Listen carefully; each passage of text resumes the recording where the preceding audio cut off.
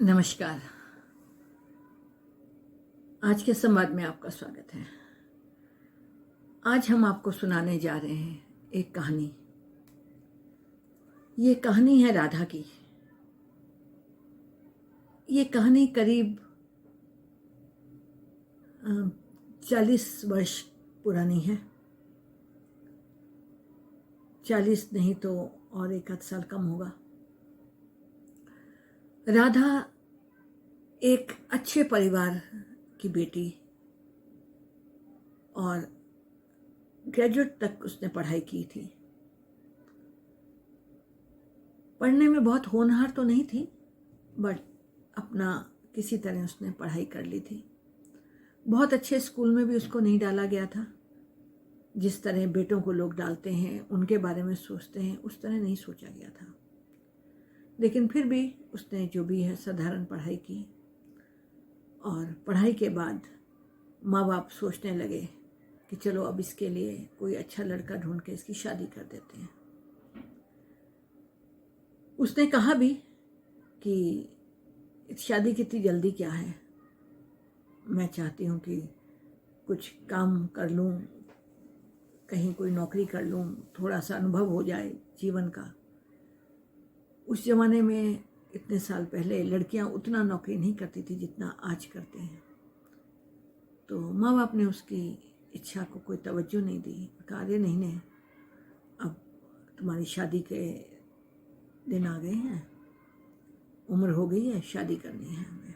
लड़के देखने लगे, अपने रिश्तेदारों से भी कहने लगे कोई लड़का हो तो बताओ, हमें शादी करनी है, इस तरह हमारी बेटी है, ये उम्र है, ऐसे सब बताने लगे। किसी रिश्तेदार ने कोई लड़का बताया भी कि एक लड़का है, करनाल में है, अपना डेयरी का बिजनेस है, खाता पीता घर का है, आप देख लो, शादी कर दो। माँ बाप गए, उन्होंने देखा, उनको लगा लड़का ठीक ही है, घर है, परिवार है, सब ठीक ही लगा। रिश्ता तय कर दिया और चट मंगनी पट ब्याह भी हो गया। शादी होके राधा अपने ससुराल चली गई, रमेश के घर। रमेश उसका पति। वहाँ पर जाके उसको पता चला उसका पति तो बहुत ही गंदी आदतों का शिकार है और काम वाम कोई करता नहीं है। दिन भर बैठे रहना और काम भी नहीं करना, और ऊपर से शराब पीने की भी लत है। दोस्तों के संग निकल जाता है तो घंटों बीत जाते हैं, सुबह से शाम हो जाती है, आता ही नहीं है जल्दी से घर वापस। उसको बहुत दुख हुआ। उसने अपनी माँ को, जब वो मिलने गई माँ से, तो माँ को कहा भी मेरी शादी आपने कहाँ कर दी है, लड़का तो बिल्कुल निकम्मा है। तो माँ ने कहा अरे लड़के ऐसे ही होते हैं, अब शादी हुई है, जिम्मेदारी आएगी तो लड़का सुधर जाएगा, कोई चिंता मत करो, ऐसा होता है। राधा चुप हो गई, क्या करती। वापस आ गई अपने ससुराल। माँ ने अच्छे उपहार, फल फूल और कुछ और वस्त्र वगैरह दिए, लेके वो घर आ गई अपने ससुराल में। ससुराल में रहने लगी। धीरे धीरे ससुराल वालों ने अपने घर की सब जिम्मेदारियां उसके ऊपर सौंप दी। अब वो काम भी करती थी, थक जाती थी रात को, लेकिन अब कहे तो किससे कहे, क्या करे, कोई उसके आगे रास्ता था नहीं। माँ ने तो पहले ही कह दिया एडजस्ट करो, ऐसा होता ही है। अब जब कोई रास्ता था ही नहीं तो क्या करती, वो वहाँ ससुराल में एडजस्ट करने लगी। और बीच में एक समय ऐसा आया कि उसकी तबीयत खराब हो गई, क्योंकि वो प्रेग्नेंट थी, गर्भवती थी, और काम का बोझ बहुत था, जितना वो कर नहीं पा रही थी। तबीयत खराब हो गई तो उसकी माँ को सूचना भेजी गई। माँ बाप आए, उन्होंने देखा बेटी की हालत, तो उसको वापस ले गए अपने घर, मायके दिल्ली में, उत्तम नगर, जहाँ की वो रहने वाली थी।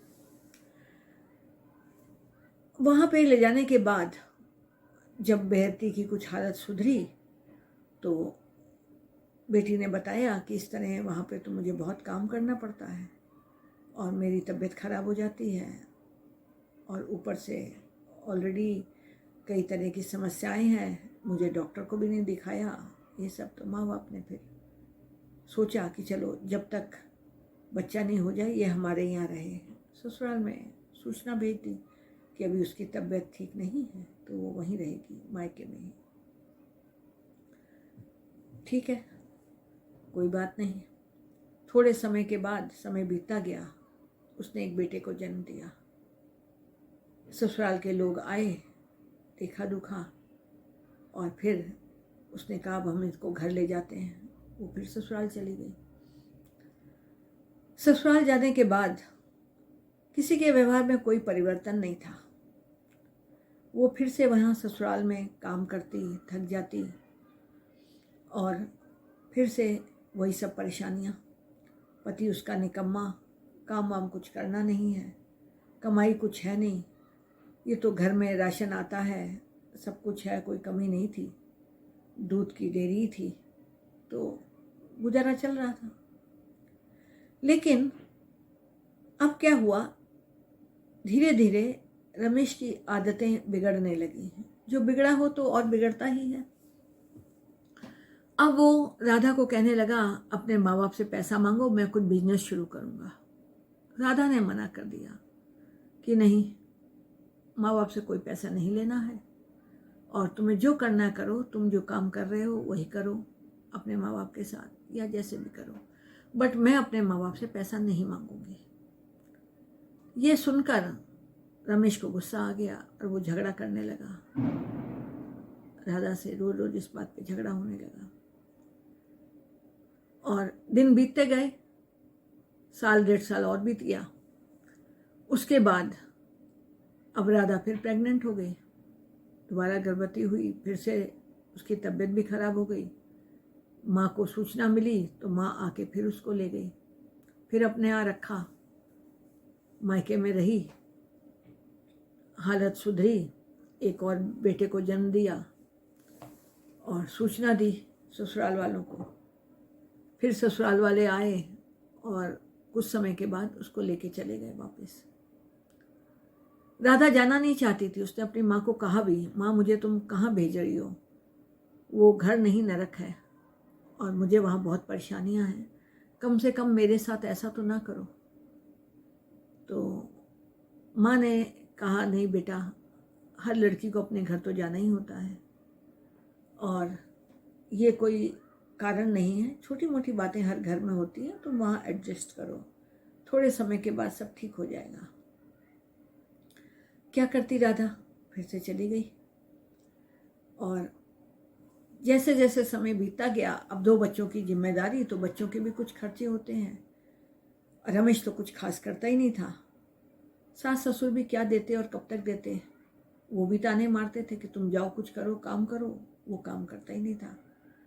आर्थिक समस्याएं भी होने लगी और पति का कोई प्यार तो राधा के लिए था ही नहीं।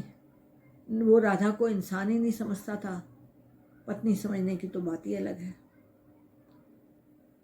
बहुत बुरा हो रहा था राधा के साथ कि उसको एक इंसान का दर्जा भी नहीं मिल रहा था, पत्नी का तो भूल जाओ। समझ में नहीं आ रहा था उसे मैं क्या करूं। अब जब ऐसे ही चलता रहा थोड़े दिन तक और उसको आर्थिक परेशानी भी होने लगी, तो उसने अपनी माँ को कहा कि माँ कुछ करो मेरे लिए, तुमने ऐसी किस जगह मेरा विवाह करा दिया है कि मुझे यहाँ पर इतनी परेशानियाँ हैं, खाने पीने की भी दिक्कत होने लगी है और अब तो सास ससुर भी कहने लगे हैं तूने पति को सुधारा तक नहीं, वो निकम्मा था, शादी के बाद तो लड़कियाँ सुधार देती हैं, ये वो उल्टा मुझे ताने सुनाते हैं। और इस बीच में राधा के भाई की शादी थी, तो राधा को फिर से अपने मायके आने का मौका मिला। वो मायके आ गई और थोड़े समय के बाद मायके में ये हुआ कि जब उनको लगा, भाइयों को भी लगा कि राधा वहाँ खुश नहीं है, तो भाइयों ने भी कहा कि हमें राधा के लिए कुछ करना चाहिए।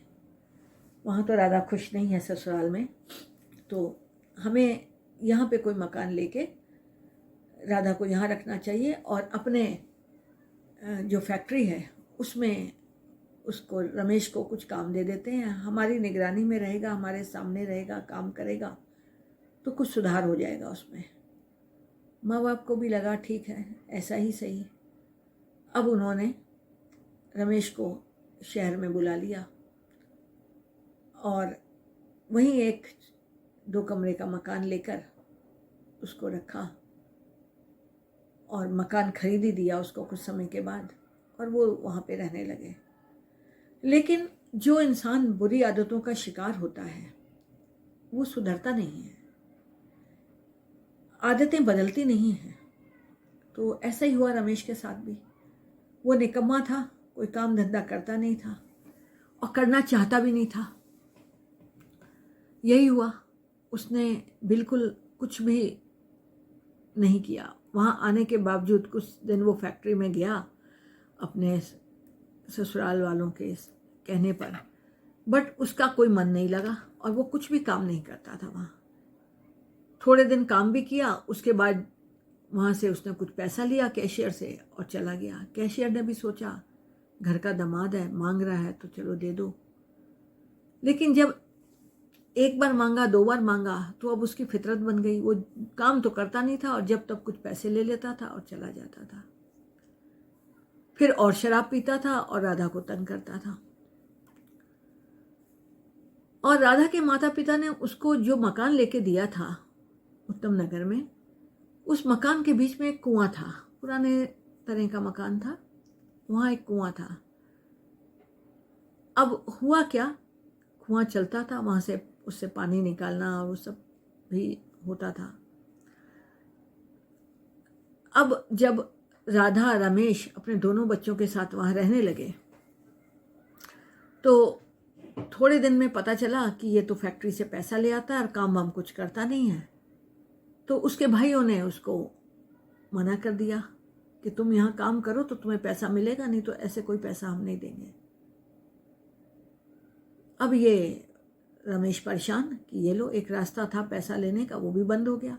तो वो राधा से पैसे मांगने लगा। जो उसकी माँ उसको पैसे देती थी घर का राशन वाशन लाने के लिए, वो छीन के ले जाता और घर में राशन की दिक्कत होने लगी।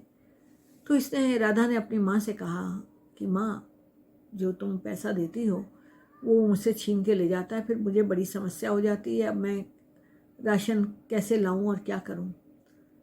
तो माँ ने कहा कोई बात नहीं बेटे, मैं अब तुम्हें घर में पैसा ना देकर राशन दे दिया करूँगी। और वो घर में राशन डाल देती, अपने घर के लिए राशन लेती तो राधा के घर में भी पूरे महीने भर का राशन डाल देती। और दूध वाला लगा दिया, दूध वाला दूध दे जाता था। सब्जी भाजी के लिए वो थोड़ा बहुत पैसा राधा को दे देती थी। अब रमेश को जब कोई साधन नहीं रहा पैसा प्राप्त करने का, तो वो जो भी थोड़ा बहुत पैसा राधा के पास होता वो उससे छीनने की कोशिश करता। राधा मना करती तो लड़ाई झगड़ा होता। ऐसे ही एक दिन राधा ने कुछ पैसे सब्जी वाले को दिए तो रमेश ने देख लिया कि अभी इसके पास कुछ और भी पैसा है, वो उससे पैसा मांगने लगा। उसने मना कर दिया देने के लिए और वो कुएं से पानी भरने आ गई। झगड़ा बढ़ गया। रमेश ने क्या किया, जब देखा राधा पैसे नहीं दे रही है तो उसने राधा को उठाया और कुएं में डाल दिया। राधा कुएं के अंदर, और रमेश ने जब देखा है तो कुएं के अंदर है और कहीं कोई ऐसी अनहोनी घटना ना हो जाए तो वो वहां से निकल गया। अब जब राधा चिल्लाई तो बच्चे आए, बच्चे छोटे ही थे अभी, बच्चों ने भी चिल्लाया माँ गिर गई कुएं में, बचाओ बचाओ। राधा भी अंदर से चिल्ला रही है कुएं से। तो पड़ोसी आए और पड़ोसियों ने उसको कुएं से निकाला और किसी तरह वो कुएं से बाहर आई। फिर उसको उपचार वगैरह कराया, उसके माता पिता को सूचित किया। माता पिता आए, उसको और बच्चों को अपने घर ले गए और रमेश फरार। पुलिस भी आई क्योंकि मामला कुएं में गिरने का था, अटेम्प्ट टू मर्डर भी हो सकता था ही कि ये तो कोशिश हो गई लड़की को मारने की। तो ऐसे में पुलिस ने FIR लॉन्च कर ली रमेश के खिलाफ और पुलिस केस बन गया। राधा का मेडिकल कराया गया और उसमें उसको काफ़ी चोटें आई थी, वो सब भी पुलिस ने नोट की, सारे कागजात लिए मेडिकल वगैरह और केस को पुख्ता कर लिया। केस चलने लगा और इधर राधा को उसके माँ बाप अपने घर ले गए बच्चों सहित। तो अब राधा की थोड़े दिन तक तो तबीयत काफ़ी ख़राब थी, चोटें आई हुई थी, उसका इलाज चला। फिर जब वो ठीक हो गई तो अब माँ बाप उस पर फिर प्रेशर डालने लगे कि ठीक है, उससे गलती हो गई रमेश से, कोई नहीं, हम समझौता कर लेते हैं, बताते हैं और तुम अपने घर जाओ। वैसे भी रमेश के दूसरे भाई की शादी थी, तो अब घर वालों ने जाके निमंत्रण राधा के ससुराल में भेजा, जाके दे के आए और मिठाई विठाई भी दे के आए। जब उनका ये व्यवहार देखा राधा के ससुराल वालों ने और रमेश ने, तो रमेश को तो लगा ससुराल की तरफ से तो कोई ऐसी बात नहीं है, और वो फिर से वापस घर आ गया और घर की अपनी बेल भी करा चुका था वो जो पुलिस केस था उसमें, और वो वापस घर में आ गया। एक चाबी उसके पास थी, उसने घर खोला और बैठ गया। अब जब राधा की माँ को पता चला कि रमेश तो वापस घर आ गया है, तो राधा की माँ ने कहा कि बेटी, अब भाई की शादी हो रही है, नई बहू आएगी, वो क्या देखेगी कि तुम यहाँ घर में बैठे हुए हो अपने मायके में, अच्छा नहीं लगता, तुम अपने घर जाओ। उस पर प्रेशर डाला जाने लगा कि वो अपने घर जाए। राधा जाना नहीं चाहती थी, विशेष रूप से अब जबकि उसको पता चल गया उसका पति भी वहाँ रह रहा है, तो उसको लगा नहीं, मेरी जान को वहाँ खतरा है अपने घर में। तो उसने माँ से कहा, नहीं माँ, तुम मुझे वहाँ ना भेजो, मैं यहीं रह लूँगी घर में, बट मुझे वहाँ पे मत भेजो। तो उसके बाद जब माँ नहीं मानी और जोर डालने लगी, तो राधा को कुछ समझ में नहीं आया क्या करे। फिर राधा ने एक NGO की मदद ली और NGO को अपनी सारी कहानी बताई कि किस तरह उसके ससुराल में उसको तंग किया जाता था। अब वो मायके में है और मायके में वालों ने उसके लिए घर भी लेके दिया, 2 कमरों का खरीद कर दिया उसको, जिसमें वो और उसके पति रह रहे थे, जहाँ पति ने उसको कुएं में डाल दिया। पुलिस केस भी बन गया और माँ बाप अभी भी उस पर जोर डालते हैं कि वो अपने पति के साथ जाए और वहाँ रहे। NGO वाले ने उससे संपर्क किया, बात की और कहा, तुम क्या चाहती हो? तो उसने कहा, मैं तो अपना पति के साथ नहीं रहना चाहती और माँ बाप मुझे रखना नहीं चाहते, तो मैं अपने घर में जाके अपने बच्चों के साथ रह लूँगी, बट मेरा पति वहाँ ना रहे। NGO के पदाधिकारी वहाँ गए और घर में जहाँ रमेश था, उसका जो घर था माँ बाप ने खरीद के दिया था, उसे कहा, बताई सब बात कि तुमने ऐसे ऐसे अपनी पत्नी को मारा है, तुम्हारे खिलाफ पुलिस केस है, तुम किस अधिकार से यहाँ रह रहे हो, चलो अपना सामान उठाओ और जाओ। ऐसा करने से पहले वो पुलिस को भी सूचित करके गए थे, और ये उस समय की बात है जब 498A वगैरह नहीं था, अमेंडमेंट नहीं हुआ था IPC में, तो पुलिस घरेलू मामलों में किसी भी तरह कोई मदद ही नहीं करते थे। लेकिन खैर, वहाँ एक ऑफिसर अच्छा था जिससे NGO के लोगों ने संपर्क किया और वो मदद करने को भी तैयार था। कुछ NGO का अपना रसूख भी होता है, तो उन्होंने कहा, ठीक है, हम आपकी मदद करेंगे, कोई बात नहीं। इस प्रकार NGO के पदाधिकारियों ने रमेश को उस घर से बाहर किया और कहा, अपना सामान लो और जाओ, और इधर दोबारा मुड़ के आने की ज़रूरत नहीं है। इस तरह फिर वो घर का कब्जा राधा को दे दिया। अब राधा अपने बच्चों के संग वहाँ रहने लगी। अब माँ बाप ने इतना योग्य तो बनाया नहीं था कि वो कुछ कार्य करती, थोड़ा बहुत सिलाई विलाई का काम कर लेती थी कभी, उससे क्या होगा, 2 बच्चे हैं, घर के खर्चे हैं। खैर, इस तरीके से जीवन की गाड़ी आगे चलने लगी और माँ उसका ध्यान रखती थी, जो भी राशन वगैरह ज़रूरत थी उसको दे देती, और जो भी उसको पैसे की भी ज़रूरत थी मदद कर देती। कोर्ट में केस चल रहा था। शुरू में तो उसके भाई जाते थे कोर्ट में और देखते थे, लेकिन बाद में उनकी शादी वादी हो गई, वो अपने घर गृहस्थी में व्यस्त हो गए और अब कोई केस की पैरवी करने वाला रहा नहीं, कोई देखता नहीं था। केस में कोई खास ध्यान नहीं दिया गया। और आपको तो पता ही है यहाँ पे अदालतों में कैसे होता है, कैसी पैरवी होती है, क्या होता है। जहाँ लोग पैरवी करते हैं पूरी तरह मुस्तैदी से, वहाँ तो कुछ होता नहीं। और यहाँ तो ना राधा को कुछ मालूम था कैसे क्या, कोर्ट के कचहरी के बारे में कुछ नहीं जानती थी। उसके घर वालों भी कोई उसका साथ नहीं दे रहे थे और वो विपत्ति में थी।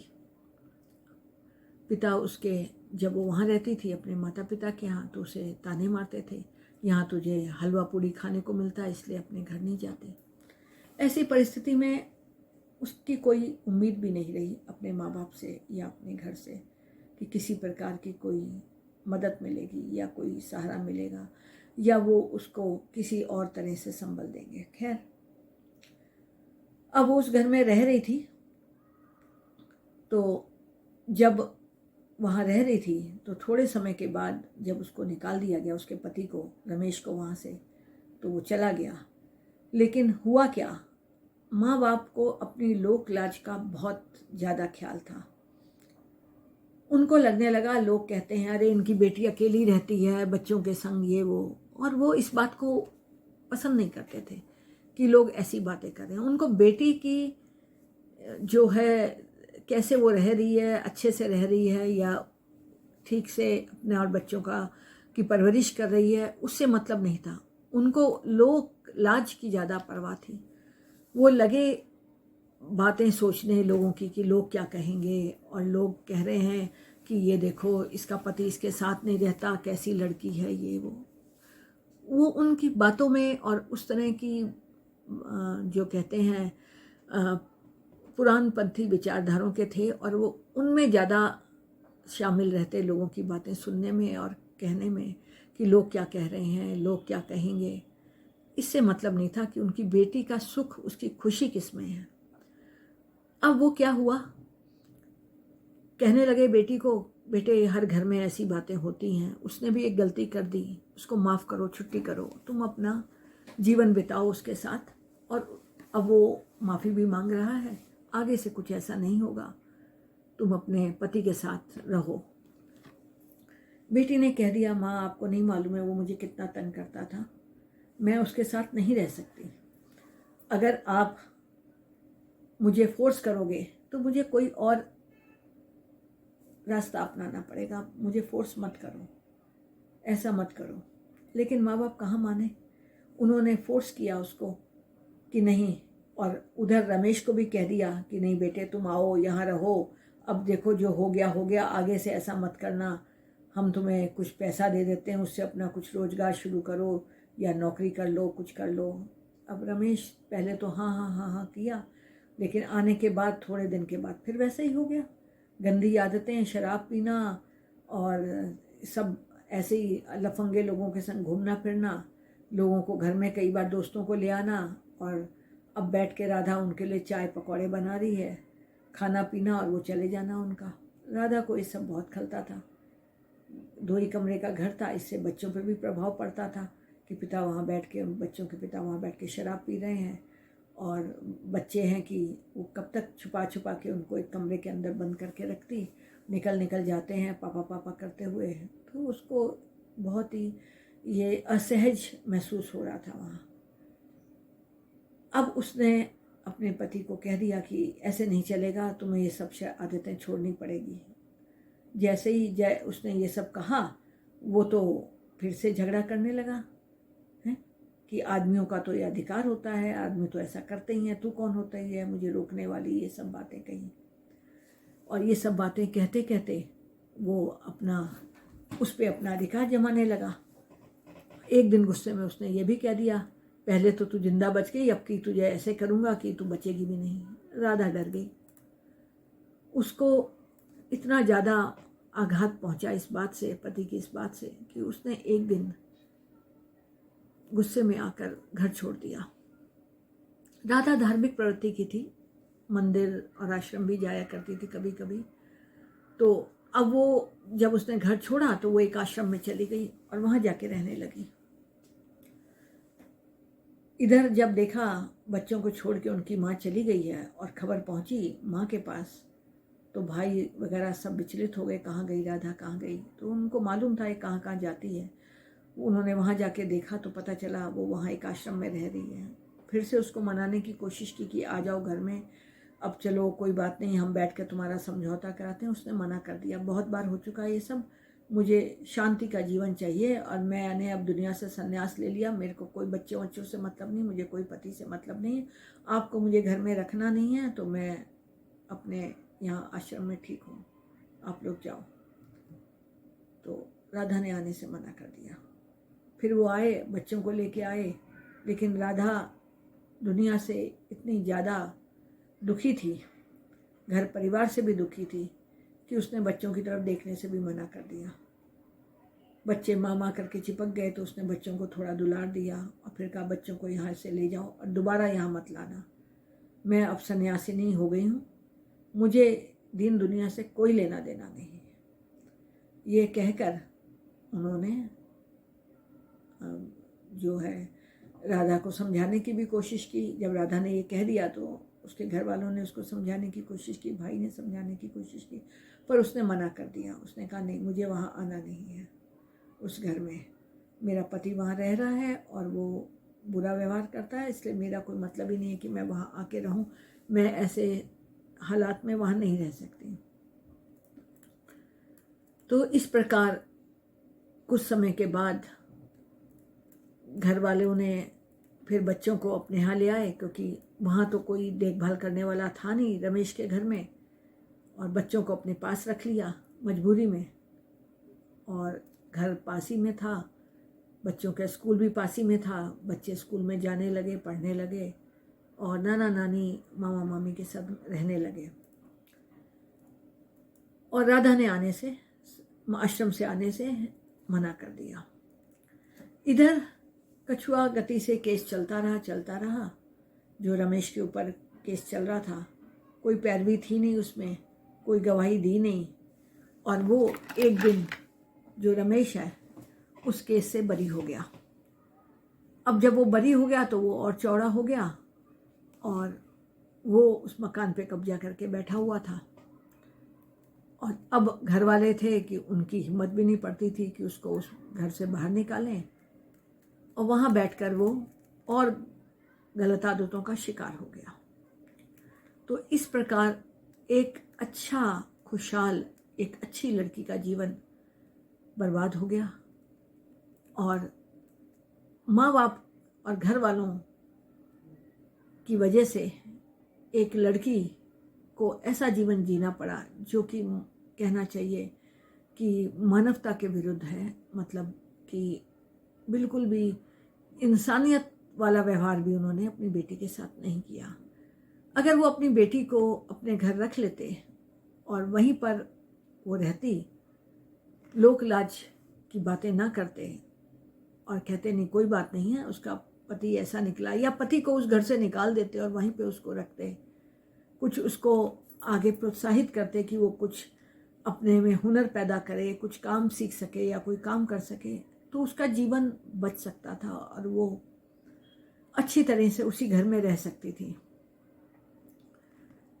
एक्चुअली में होता क्या है कि अक्सर माँ बाप बेटियों के संग बहुत ही सौतेला व्यवहार करते हैं, जबकि उनको करना चाहिए बेटे बेटियों के साथ एक सा व्यवहार करना चाहिए। अगर बेटों को परेशानी होती है, वो बेटियों की देखभाल करते हैं, उनकी मदद करते हैं, तो ऐसे ही बेटियों की भी करनी चाहिए और उनको इतना योग्य बनाना चाहिए, प्रोत्साहित करना चाहिए कुछ काम करने के लिए कि वो अपने पाँव पे खड़े हो सकें और अच्छे ढंग से जीवन यापन कर सकें। और जब भी उनका विवाह करना हो तो अच्छी तरह जांच पड़ताल करके करना चाहिए। ऐसा ना हो कि जल्दबाजी में किसी को देखा और फटाफट शादी के लिए हाँ कर दी और बाद में पता चलता है कि व्यक्ति गंदी आदतों का शिकार है, काम धंधा नहीं करता या शराब पीता है या कुछ और गंदी आदतें हैं। तो इस प्रकार जल्दबाजी में कोई विवाह नहीं करना चाहिए। होता क्या है, कई बार रिश्तेदार कोई लड़का बता देते हैं, रिश्तेदार कोई जांच पड़ताल करते नहीं, कहीं भी कोई लड़का देखा बता दिया और माँ बाप ने भी सोचा कि ये तो रिश्तेदार ने बताया है, वो भी जांच पड़ताल नहीं करते और ऐसी जगह लड़की का विवाह कर देते हैं, जैसे कि राधा का कर दिया। और जब तक ये बातें सब पता चलती हैं, खुल के आती हैं, विवाह हो चुका होता है और लड़का जो खुद अपनी जिम्मेदारी नहीं उठा सकता, वो परिवार का, पत्नी का और बच्चों का क्या उठाता। और खासकर अगर व्यवहार ऐसा है उसका, गंदी आदतों का शिकार है, अपने काम धंधे में भी कुछ नहीं करता, काम धंधा भी नहीं करता है, तो ऐसे में जाहिर है एक लड़की का जीवन दुखमय ही होता है। तो इसलिए विवाह पूर्व जब भी कोई लड़की के लिए लड़का देखें तो सिर्फ देख कर ही विवाह ना करें, अच्छी तरह उसकी जांच पड़ताल करें, घर परिवार देखें, सब बातों का पता लगाएं, आसपास लोगों से पूछें, उसके साथियों से पूछें। और इसमें जरा भी हिचकिचाहट नहीं होनी चाहिए कि लोग क्या कहेंगे कि इतनी जांच पड़ताल कर रहे हैं। बिल्कुल जी, लड़की देनी है जहाँ वहाँ जांच पड़ताल तो करनी चाहिए। तो इस प्रकार सब कुछ जांच परख के ही विवाह तय करना चाहिए। और यही नहीं, विवाह से पहले लड़के और लड़की को 5-6 महीने का, बल्कि साल 1.5 साल हो तो बहुत अच्छी बात है, एक दूसरे से मिलने का मौका देना चाहिए, जिससे वो एक दूसरे से बात कर सकें, समझ सकें और इस बात पर पहुंचा जा सके कि वो दोनों आपस में सामंजस्य स्थापित कर पाएंगे, उनका जीवन ठीक से चलेगा। जब तक इस बात की संभावना ना दिखे कि दोनों की कंपैटिबिलिटी है, दोनों आपस में सामंजस्य स्थापित कर पाएंगे, तब तक विवाह नहीं करना चाहिए। और यही नहीं, यदि लड़का कुछ नहीं करता है तो ऐसी जगह लड़की का विवाह ना करें। अगर वो कार्य ही नहीं करेगा, डिसिप्लिन ही नहीं है, तो क्या होगा? वो जीवन में कुछ नहीं कर सकेगा। चलो, ये तो हो गई विवाह से पूर्व की बात। यदि विवाह उपरांत ये सब बातें पता चलती हैं कि लड़के का व्यवहार अच्छा नहीं है और वो लड़की के प्रति अच्छे से व्यवहार नहीं कर रहा है, उसके घर वालों का भी व्यवहार अच्छा नहीं है, तो अविलंब निर्णय लें। घर के बड़े बुजुर्गों के बीच बैठकर सोचें, निर्णय पे पहुंचें कि ऐसी परिस्थिति में क्या किया जाए। यदि आपस में सामंजस्य हो पाता है, लड़का लड़की सोचते हैं कि हाँ ठीक है, हमारी आपस में अगर लड़का ये गंदी आदतें छोड़ देगा या काम करना शुरू करेगा तो सामंजस्य हो सकता है, तब तो ठीक है। यदि ऐसा नहीं है, लड़की को लगता है कि नहीं ऐसा नहीं हो पाएगा और ये लड़का बिल्कुल ही निकम्मा है, तो उसके बातों पर यकीन करें, भरोसा करें और अननेसेसरली लड़की को ससुराल में ना छोड़ें। बेहतर है उसे अपने घर ले आएं, घर में लाकर अपने घर की बेटी की तरह उसकी आगे परवरिश करें, उसको पढ़ाएं लिखाएं, कोई अगर और कोर्स वो करना चाहती है तो वो करवाएं। कम से कम इस तरीके से करें कि वो आगे अपने पाँव पे खड़े हो सके और अपना जीवन यापन खुद कर सके। और यही नहीं, ये सब करने में भी कोई जल्दबाजी ना करें। यदि विवाह उपरांत कोई भी ससुराल वाले या पति बेटी को तंग करता है तो घर वालों को, लड़की के घर वालों को चाहिए कि वो उसको सपोर्ट दे और उसके साथ खड़ा हो और साथ में खड़े होकर उसका संबल बने और उसको इस बात का भरोसा दिलाएं कि कोई बात नहीं, अगर ऐसा गलत हुआ है उसके साथ तो हम तुम्हारे साथ हैं और अब तुम्हारी समस्या का हम समाधान करेंगे। यदि ऐसा नहीं होता है तो लड़की के लिए बहुत मुश्किल हो जाती है और किसी भी बेटी को मजबूर नहीं करना चाहिए कि वो ससुराल में रहे और वहाँ पर उसके साथ बुरा व्यवहार हो, बल्कि मदद करनी चाहिए कि अगर ऐसी परिस्थितियाँ आ गई हैं तो उसको अपने घर में लाएं, वहाँ पे उसको रखें, अपने घर का सदस्य बनाकर वहाँ पे उसको रहने दें और आगे उसकी तरक्की के लिए क्या बेहतर है वो उसके लिए करना चाहिए। और अगर ऐसा नहीं करते हैं तो निसंदेह कोई भी लड़की होगी उसका वही हश्र होगा जो राधा का होगा, राधा का हुआ। मुझे नहीं मालूम आज राधा कहाँ है, क्या कर रही है, वो सन्यासिनी बन गई थी। वापस दुनिया में उसने सन्यास छोड़ के आई कि नहीं, इस बात की कोई जानकारी नहीं है। पति से उसका ना तो डाइवोर्स हुआ, ना कोई उसने रिश्ता रखा। घर वालों से भी रिश्ता तोड़ दिया, क्योंकि घर वालों ने भी उसका कोई साथ नहीं दिया। उसके पिता उसे कहते थे, जब भी वो मायके आती थी या वहाँ रहती थी, यहाँ तुझे हलवा पूड़ी खाने को मिलता है, इसलिए तो अपने ससुराल या अपने घर नहीं जाती है। तो जहाँ लड़कियों के साथ ऐसा व्यवहार किया जाता है, इस तरह ताने दिए जाते हैं, लड़की का मन बहुत दुखी हो जाता है और वो मजबूरी में गलत कदम उठाने के लिए विवश हो जाती है, या वही करती है जो राधा ने किया। इसलिए आप अपने घर में लड़कियों को एक परिवार का सदस्य समझें, और यदि किसी भी तरह की उनको कोई समस्या हो तो उनको उसको दूर करें, और उसके लिए जो संभव हो वो करें, उसका सहारा बने। आज बस इतना ही।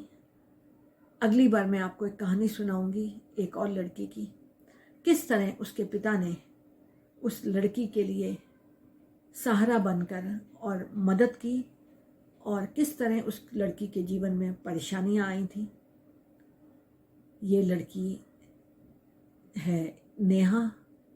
तो मैं नेहा की कहानी आपको सुनाऊंगी कि किस प्रकार नेहा को उसके माँ बाप ने, माँ की डेथ हो गई थी तो पिता ने किस तरीके से उसकी मदद की, और किस प्रकार आगे पढ़ाई जारी रखी, किस तरह उसको सहारा बन के उसका जीवन संवारा।